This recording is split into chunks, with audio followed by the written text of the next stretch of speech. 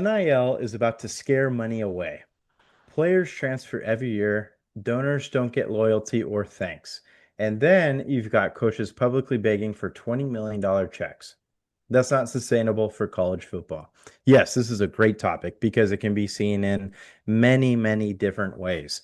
And I have a couple stories that come directly to mind. One being a recent, and I say recent, maybe within the last Mhm. month, Troy Aikman came out and said he's done giving Mhm. money to UCLA based off of NIL deals. And I think it's rumored to be in relation to Dante Moore, Mhm. who is now at Oregon. And he's like, "Yep, didn't even get a thanks, didn't even get to Mhm. really communicate with that individual." Not trying to throw Dante Moore completely under Yeah. the bus. Don't know, what happens behind the scene, but or even if they really know where the money comes Mhm. from, it could just be a Mhm. pool of money and that's it. But at the same thing, it's like, yeah, you're donating a buttload of money, and then you don't get a thanks, you don't get a conversation with that individual, even if you are a legendary quarterback, with a big pull in football altogether. Yeah, it's going to Mhm. be a humongous turnoff. And then on the other end, you go to like Arizona State's head coach who Mhm. recently said, "Yeah, give me $20 million and I'll go find that kid and I'll bring him in here and we'll compete with anybody." It's like, dude, yeah, but that's just like now you're begging, and it's like, so is college football completely just gone to a point where it's like why are we paying you $8+ million a year if you can't go recruit well? Mhm. you know, because there's going to be a ton of kids that are like, yeah, NIL deals are great, but the NFL money is going to be even better. And Yeah. then you go and, it's like, yeah, I will go to Arizona State because I believe in what that guy told me, Mhm. and I'm going to be a true freshman starter, Yeah. and, off to the races from there. And, they're in a big conference you know, but Mhm. he's asking for money because honestly, it looks like he can't do it. He can't compete. So he's like, "Oh, where's the money at?" And it's Yeah. like, dude, why are you getting top-notch money if you are just looking for more of it to get a pull? It's Mhm. like, you clearly don't have a Nick Saban influence. You don't No. have, what a Harbaugh influence had in Michigan. Like who are you kidding? Like, yeah, you're not going to pull anybody. And then that's got to be a turnoff for, Mm. Yeah. NCA for that particular college. It's got to be a turnoff for, where NIL is even going. Mm. Yeah. It's like the wild, wild west. It's continued to be that way for quite some time now. Um, yeah, it's kind of crazy. Yeah, no, it's crazy some of these news stories. I heard that the Aikman one with Dante Moore, or supposedly Dante Moore. Who knows if it is, it isn't. And then the State one, what is it? Kenny Dillingham asking for money from Mhm. donors. I think we sort of threw it out there once, sort of like, I think I made the pitch for Hawaii. There's a lot of money in Hawaii. Let's bring it to Hawaii. Let's bring football back to Hawaii. But like I say, Hawaii isn't begging, coaches aren't begging people to go there, and asking for donors to get money to try to get more people there. Look at what they did recently in the Hawaii Bowl, beating Cal. They're an up and coming program, and they're doing naturally with the coaching staff, the players that are going there that want to go Mhm. there.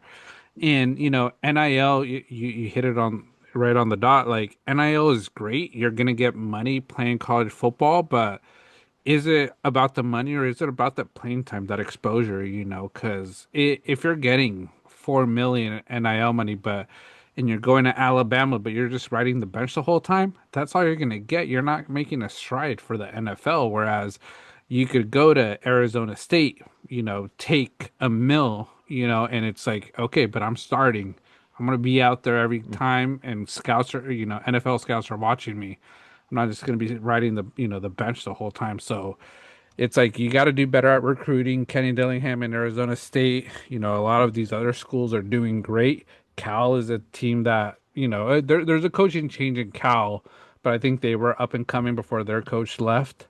And like I said, there's a lot of these programs that are doing well, but the NIL money, I think this is going to scare people, and it's going to scare donors because if you have someone like Aikman coming out saying he's not going to do it because there's just no gratitude towards him for giving these kids X amount of money, and their loyalty to that organization for giving it to them, they're going to be thrown off and just sort of pushed away from it, which unfortunate, but I think it's going to make a big change in NIL within the next 2 years.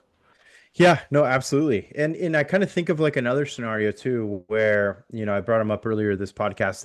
Dave Portnoy, alumni of Michigan, Hmm. he gave a ton of money to lock in Underwood, their Hmm. their starting quarterback, or at least rumored to be. We all know he did. Gave a ton of money to get him over there via NIL. And then you have an incident like what happened with Shamar Moore. It's like, what's to follow? Like, is he going to want to continue to give that money Yeah. to a program where they can't hold down a coach, or it's Hmm. just known for a bunch of drama, and like Hmm. even Harbaugh's tenure there wasn't always squeaky clean either. Yeah. There was the spying scandal, things like that. It's like, it's an issue. Hmm. They hired a new coach. Let's see how it goes. Hopefully it Hmm. goes a little bit better, and I think that, they got a good coach, Yeah. the guy coming out of Utah. So, Yeah. but again, like, is that a turnoff for him based off of what the coaches have done? Hmm. Could be. It doesn't just have to be the players, as this take says. It could be coaching, whether they're Hmm. begging for money, whether they're messing up at their job. You got to think about Penn State donors. It sounds like they're starting off with a clean slate. I know that their coaching hire was pretty decent, but Yeah. it hasn't been great for Penn State race Yeah. lately. So, a lot of these programs, and then it's another thing. I don't know if you saw this, but Arch Manning, I guess, is taking, an NIL cut in order to diversify some of those Uh, funds to some incoming players. I want to uh, say, I think he made what, 7 million? For some yeah. reason, Something. 4 million's coming to mind. I think it's like being close to split in half. It's still Yeah. going to be a ton of money for Arch, but like, he's going to take a cut in order to get more people there, which is, you know, good for Arch. I think it's Hmm. necessary because he hasn't really played up to deserving that much NIL money. Yeah. Um, but yeah, I don't know. That's kind of rare. I feel like, kids are going to want to get the money when they can. Yeah. Um, I don't know, man. It's just they need to implement that cap quicker or something. Yeah, I think they need to implement a cap because, like I say, someone like Arch Manning, Julian Sayin, Smith, Jeremiah Love. I think they were making their NIL money, but then they probably made a lot more from sponsorships, because Arch Manning is on Hmm. like five different commercials, so it's he's making more than his NIL money. So it's sort of like, we're gonna cap you at everybody at 3 mil, 4 mil, whatever you want it to be. But then it's whatever sponsorship money you get, that's on you. If you could work it, great for you. It'll help quite a bit. Donors may be a little bit more open to giving money to the school for that because it's like, okay, I'm not having to give 10 mil just for this one kid that might be here for a year. Because I think we've talked about it in the past of what we could see changing. But do you think contracts with NIL will be something that gets discussed and comes into fruition probably in a few years? Where if you're going to go to a school and you sign to them with NIL money, already in place, you're signing, okay, 2 years at least. If not, you're gonna have to give back, you know, X amount of money. I think that's the smarter way to go from like a university standpoint. And quite frankly, if you think about it, it's going to be better for that athlete as Yeah. well. Because, I think a big thing that like NFL teams need to start considering is commitment to a program, Hmm. or commitment to just even a team. Like, Hmm. don't even look at it as a university. A commitment to a Yeah. team, to a coach, to a staff that you could work with. Because if I'm looking for a franchise QB, for example, I'm going to want somebody who spent 3 years at one university and had Hmm. success versus somebody who maybe stat wise had even more success at three different Hmm. universities. I'm going to be like, why did you transfer so much? Yeah. What what didn't Yeah. work at this college? Why didn't that work there? Hmm. What happened? Unless they can really back up why they went from, program to program, Hmm. I think the stability looks a lot better because Yeah. that's, everybody wants the next Tom Brady. And, Hmm. he Yeah. was there for years and years and years. It Hmm. just works that way. Um, yeah, because I mean, we're seeing articles of, isn't there a QB that's going on to his seventh college now? I Yeah, think he's gone from like top programs and now he's messing around with like really low D1 yeah, colleges at this point. but And it's but like, still dude, getting like paid. is still getting paid Uh, somehow. uh, It's crazy. But yeah, I think multi-year contracts is definitely something to look into and something to mhm, consider. Because yeah, I think that's just the way to mhm. go. What do you think? Yeah, yeah, I think it should be the way to go because you make the point like that's what NFL teams look for. It's that stability and commitment to an organization and to a team. You know, if you're able to stay at, Arizona State for 4 years and be that top QB for 4 years, people are going to rely on you more because you have that grit and determination that you could take a team like the Raiders, the Jets, you might be the one that takes them to the promised land. But if it's like you Hmm. jump from school to school and you're the so-called number one pick, but how long are you going to be here? You're going to be here for your 3 years and then you're going to jump ship for more money just because you're the top quarterback, prospect. And it's like, do I want to take a chance on that or do I want to take a chance on someone that's just, established?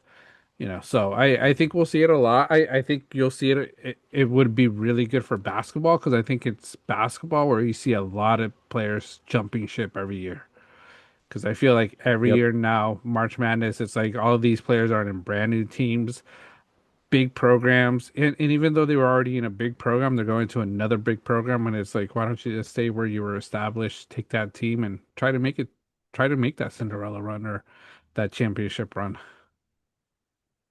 Absolutely. Yeah. Yeah, I completely agree. There needs to be some type of stability for college athletics at this Hmm. point because it's hurting things and it's like Hmm. relearning an entirely new offense or defense for these Hmm. players. And then, it's like it's just a crapshoot every year. Yeah. So yeah, no, it needs to be considered. And then, another thing with Dillingham real quick is Hmm. he's there kind of seemingly begging for NIL money. But in second hand, you coincide that with Sam Levitt, their previous quarterback. I guess he didn't even show up with like the end of year dinner that they had ceremony thing Uh, with the team. He was nowhere to be seen. I guess he didn't even attend it. And I think that there was rumors like, oh yeah, he's going to go into the transfer portal. hmm. And that's a player who's had, a history with Hmm. Arizona State. They obviously made it to the playoff last year. Yeah. Were very competitive this year clearly wasn't their year. And I'm sure a lot of it had to do with Scotabo leaving, but like, it's got to be something to consider. It's like, okay, why is that quarterback now Hmm. leaving? Like, are you not able to hold down players at this point, Hmm. and you need money to recruit them? Like, what are you good at? Yeah. No, that's just what goes through my mind. And if I were giving millions upon millions of dollars, I'm sure it's a bit of a write-off. But it's like I give me give me a whistle like Shane Gillis with Notre Dame. Yeah. Like I want some involvement because it's Yeah. like, dude, if you can't do the job and I'm sitting on billions of dollars and I'll throw millions at you, Mhm. like, yeah, I'll make this a part-time job. Yeah. Let me jump in there, Yeah. you know? No. Yeah. Well, we'll see what happens because yeah, I think there's going to be a lot of donors that are going to slow down how much they give to these schools, these programs, and I there's a lot of changes this year in college football landscape that we'll sort of see what happens. But with recruiting, NIL money. Mhm. Because, like you said, Michigan is one that, there is a new coach. It seems like they're going to try to start fresh, but it's like, can that coach establish what he has there? Underwood, is he going to stay with this coach or is he going to jump ship because he just is like, I don't know who this guy is. I don't have trust, So, that's where the AD sort of come into place and make the change because, in Cal, the quarterback, who's a quarterback? Uh, He's really good, actually. I think he's going to yeah. be a top pick. I'm gonna. But but He's from Hawaii. yeah, Jaron Kiwe Sagapalutale. okay, yeah, but Probably but I butchered heard that. yeah, but I heard once the coach left, Cal, I forget where he went, but he was sort of not sure about the coach. But rumors Mm. are that he is staying, and the reason he's staying is because of the AD. Ron Rivera, I think, is the AD at Cal. So it's like you need to have a Hmm. strong AD and a strong just faculty there to keep those players when crazy changes like this happen. Because, like I say, one coach leaving sort of changes a program forever. Absolutely. Yeah. No, Ron Rivera's influence, obviously all-time NFL Hmm. great as a player, had success as a coach, made it to a Super Hmm. Bowl with Carolina. It's somebody to trust. No matter how he ended his career with, coaching in the NFL, he still has great influence. Same can be said about a guy like Andrew Luck. Hmm. He has a pull. Not everybody will agree with his most recent hiring with Stanford. I saw a lot of negativity surrounding that from avid Stanford fans. But obviously he has a system, he has something to trust, and he's incredibly active with the program, which is Hmm. awesome. And just somebody to learn off of. So, Yeah. yeah, it has the pull and it can have the influence. And I think putting money into an athletic director these days that Mhm. is a or what is it, special assistant, or is it no, it's an AD, right? They're an AD. Well, I don't know if Andrew Luck is, but I think Ron Rivera is. Um, Okay. yeah, Forget if it's like, or is it general manager, football general manager, something like that. I think it there's could like be. it's like a new position, Hmm. where they're considered like a GM. Yeah, he's the GM. Andrew Luck's a GM. Okay. Yeah. So I mean, yeah, I just get a big name in there as a GM, and that's going to help a ton. It's another great place to Yeah, put, funds of donors. yeah. So Ron Rivera also is the GM. So I think that's the new thing. The GM. Um, Hmm. I thought he was the AD for some reason, but he Yeah. probably I can guess be. because And it's yeah.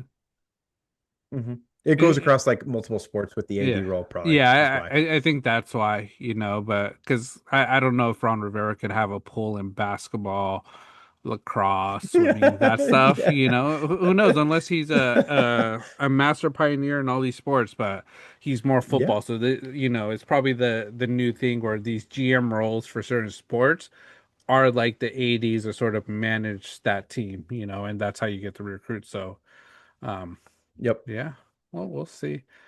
Um, but yeah, NIL money, it's scary to see, it was great for the kids, but it seems like it's just not working out the way I think a lot of people envisioned it, and I think a lot of these kids are taking it for granted a bit and taking advantage of it, and there's people are seeing it and it's going to change.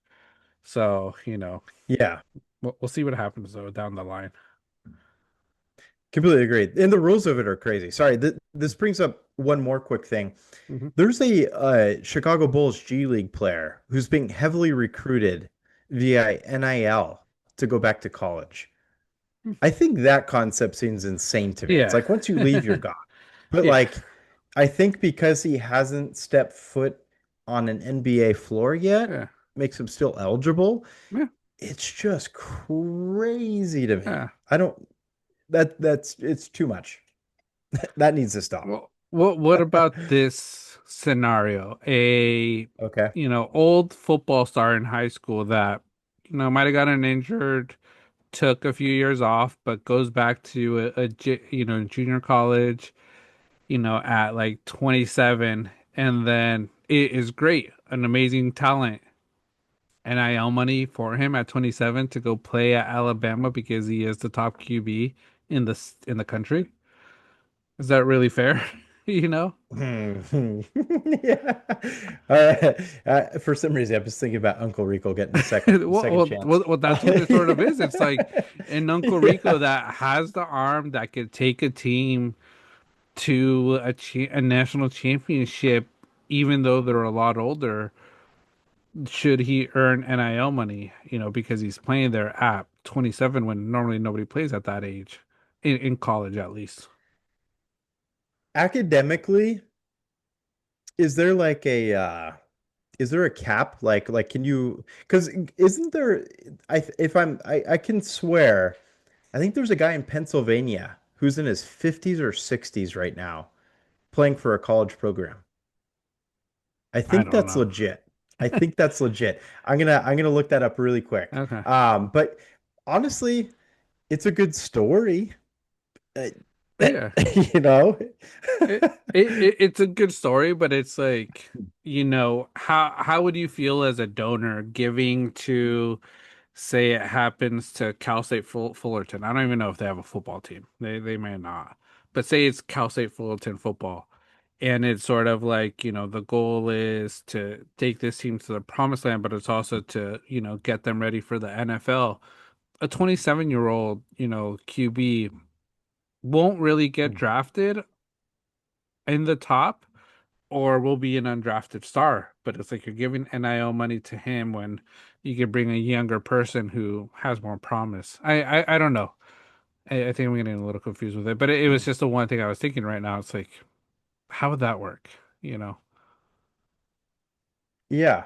No, absolutely. It's a great point, and I did find something here via ChatGPT. Um Tom Stillo, he's 60 years old and plays Division 3 college football. He's a student athlete at McDaniels College.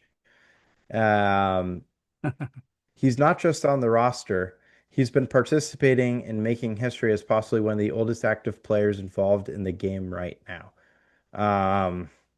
Yeah, he's 58. Oh no, he plays at Like him? Lycoming College. Yeah. Lycoming. Yeah. And D3. Jesus. It's crazy. So our careers aren't done yet, John. We'll No, just be D3 hey, walk on somewhere. Good man, for the channel. I'm gonna go get my foot ready, start kicking. I know I Yeah. could do better than some of these kickers. Jake Moody, watch out! I'm coming Yeah. for your job right now.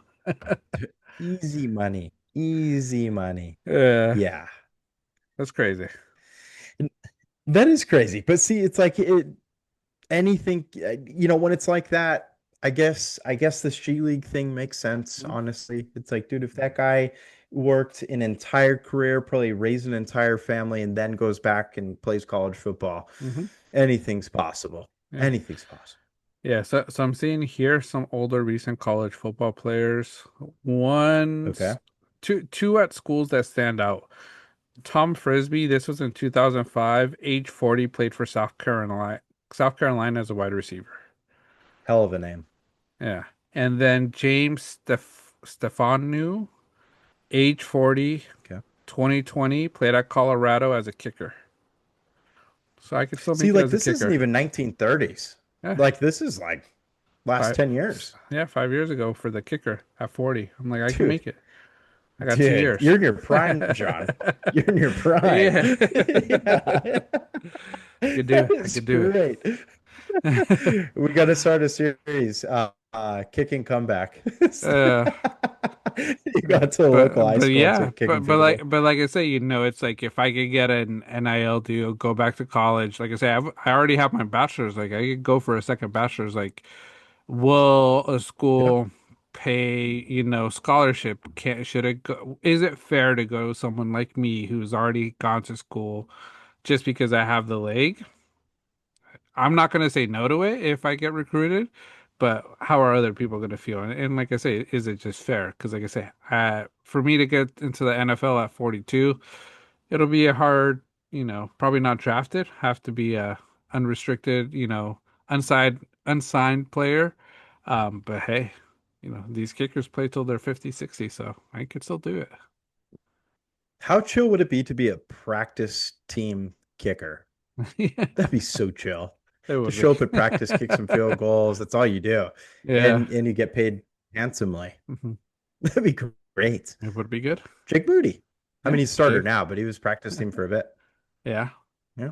Yeah, so, but yeah, NIL money, big talks with some of the stuff going on, college football, where we're going into the college football playoffs this week, so getting closer to the end of the college football season, so a lot more talks about this will happen because I think recruiting is going to start happening soon, and Mhm. also the transfer portal, so we'll see what happens in the college football landscape after this. Absolutely. Looking forward to it. Lots of movement. Yeah.